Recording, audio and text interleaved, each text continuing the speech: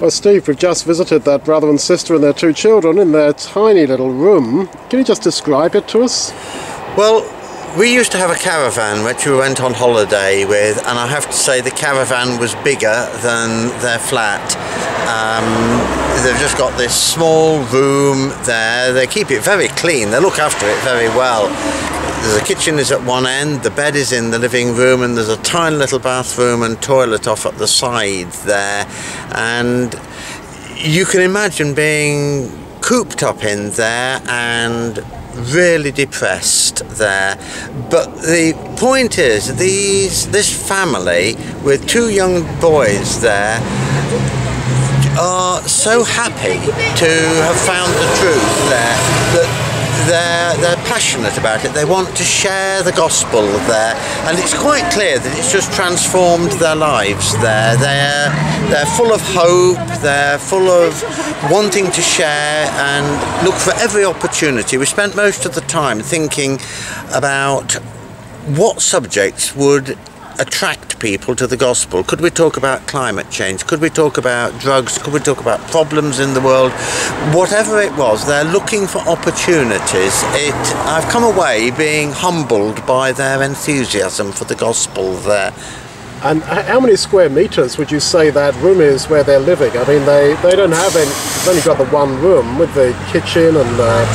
It's about 3 metres by 4 metres, yes. So what was the kitchen like, Sue? Well, you couldn't really call it a kitchen. All it was a sink and a draining board with a cupboard underneath. That was it, and that was just tucked away at the side of the room.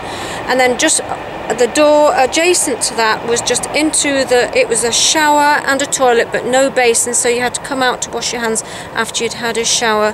Very, very tiny. How many children do they have? They had 2 children. 2 small children, 1 3 and 1 5, and very, very lively children. They had 1 bed between them all, but it was a bunk bed. The bottom of the bed was like a double bed, where apparently the parents sleep, and above them the boys would sleep on the top of the bunk, and that was all in the same room. That was it. Yeah. How long have they been living like this? Oh, 3 years like this, and they've been told they can stay there for another 3 years, but they're desperately looking for work there. But there are so many other people looking for work there. They're both qualified people there, but finding job is going to be very difficult, and if they do, where are they going to find affordable accommodation there? So who gave them this accommodation? Well, I understand the French government have allowed them to stay there, but it looks like it's only a limited tenancy there. Okay, so what were your final conclusions spiritually about it, Sue? Well, I was really amazed at how spiritual this young couple were. They were just full of the Bible, they're full of their belief in Jesus as Messiah, and it was just lovely to be with them and to enjoy their enthusiasm, and I just hope that we can take some of that away with us. It was wonderful.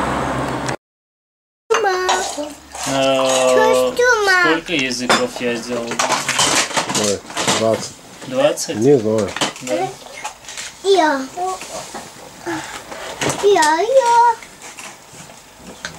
Самый вон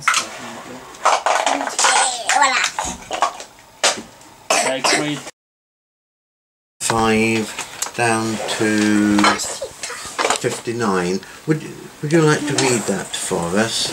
35 down to... Yes. Jesus is talking about him as the bread of life.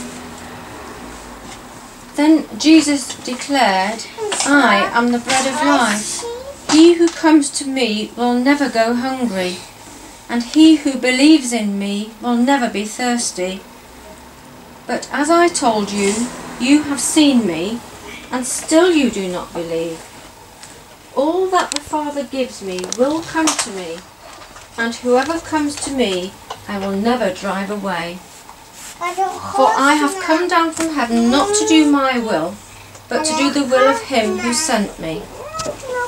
And this is the will of him who sent me, that I shall lose none of all that he has given me, but raise them up at the last day. For my Father's will is that everyone who looks to the Son and believes in him shall have eternal life, and I will raise him up at the last day." At this the Jews began to grumble about him, because he said, "I am the bread of life that came down from heaven." And they said, "Is this not Jesus, the son of Joseph, whose father